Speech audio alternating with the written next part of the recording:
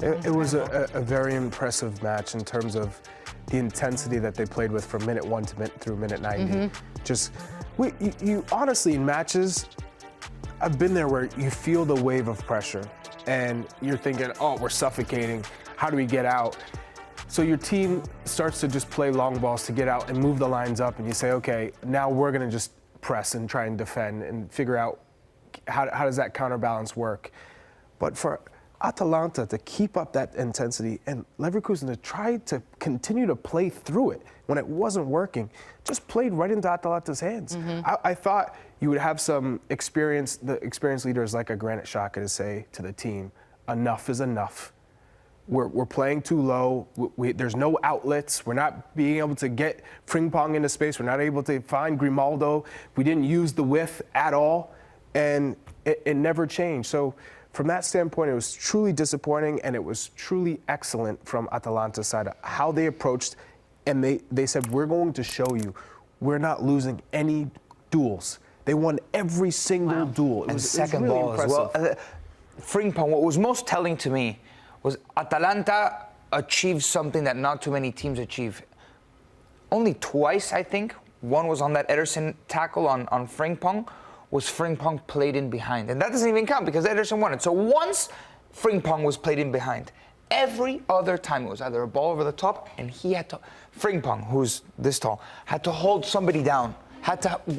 And the center backs were devouring Adli and Frimpong, and even Wirtz whenever he went up for their tackle. And you don't want Frimpong doing that. You want Boniface doing that, but you want Frimpong on his bike. Frimpong's best virtues are when he receives the ball already in pace, already in stride. When it's the timing of starting lower and then running into that space, because the lower Frimpong starts in a wing-back position, the closer he is to his own box, means the more space that he's going to have to run into in the attacking half. But when he was starting so high, he was facing his own team, so he couldn't run and anticipate because it was very predictable if they're going to try and play to Frimpong. So you say, where is that magic going to come from? Let's look at Florian Wirtz, right? We're talking about a masterful dribbler. 1 of 4 in dribbles completed. 1 of 4. He had 75 touches, but they weren't touches of consequence. They were touches where he was outnumbered, where he was facing his own goal. You never saw Florian Wirtz running into open space, running at the back line. That didn't exist because of the pressure that Atalanta had. It doesn't really happen in Bundesliga where he turns and doesn't have at least a space enough to make a decision, which is what he's best at. He was turning and there was somebody in an Atalanta shirt on top of him. And it was just absolutely impressive to see simple things take apart this team that seemingly no one else could figure out. And look at the passing percentage. That is so low. That, for his quality, Bundesliga Player of the Year. That is terrible. That is terrible. So if you're looking at the guys we just talked about, Frimpong, Xhaka, and Florian Wirtz, your core of difference makers within this starting lineup, all well below par. Okay. Well below. So how much of this result is Atalanta winning this match and Gasperini making the right decisions, and how much was it, to your point, Charlie, players that have typically been sensational for Leverkusen finding a way, not getting it done? I'd say 80% Atalanta and 20% Leverkusen, because even Leverkusen weren't even connecting passes. When there was no pressure, it was bad decision-making, poor touches. Even when the pass was on, it wasn't hit with enough pace, or it was well off the mark. So for me, this is a match that stated clearly that Atalanta came in with the right mentality, the right tactics, the right player selection. The right aggression. Check, check, check, check, and execution on 100. Then you throw in Ademola Lookman, who said, you know what? This is going to be my night. I'm going to make it count. A hat trick in a final. The first hat trick in a Europa League final. Incredible. We witnessed greatness. We witnessed his history. Obviously, both ways he had a historic moment. But if the game went for Leverkusen, but for me, Atalanta, you gotta tip the cap. Stand up, standing ovation. I was thinking a lot about the question you just posed throughout not only the game, then when I went home, and I came to the conclusion personally that yes, I do feel like it's heavily favored. The game was won because Atalanta was good, but Leverkusen were bad because Atalanta was good. It's a causation. They decided to go press Bayer Leverkusen in their own half, right? And fight fire with fire, and have that tenacity to not let them play out of the back, to have their passing success rate come very low, and not even break them, because there was a risk. We saw it once or twice, maybe, that Bayer Leverkusen broke that pressure, that man-for-man pressure in Bayer Leverkusen's half, and then once you break that pressure, hold on to your butts, because it's very difficult to play against Bayer Leverkusen. Clearly, through 51 games, they showed it.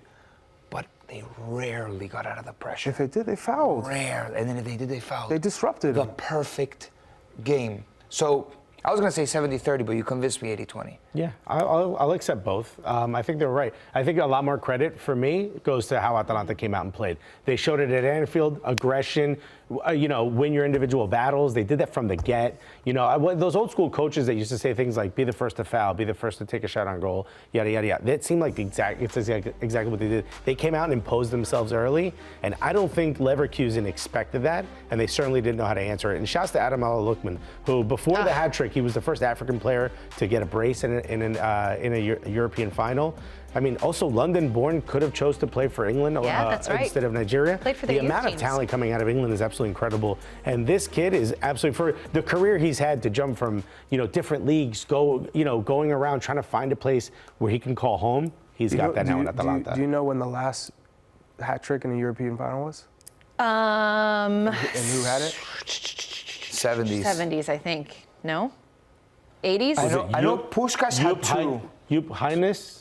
2012, Falcao, UEFA Super Cup. Oh, but that doesn't count. It's a European final. Super It is a Cup. That's not a European final. European Against Chelsea. It is. He did ball that game. Falcao was unplayable that year. But I'm sorry, It's I can't take.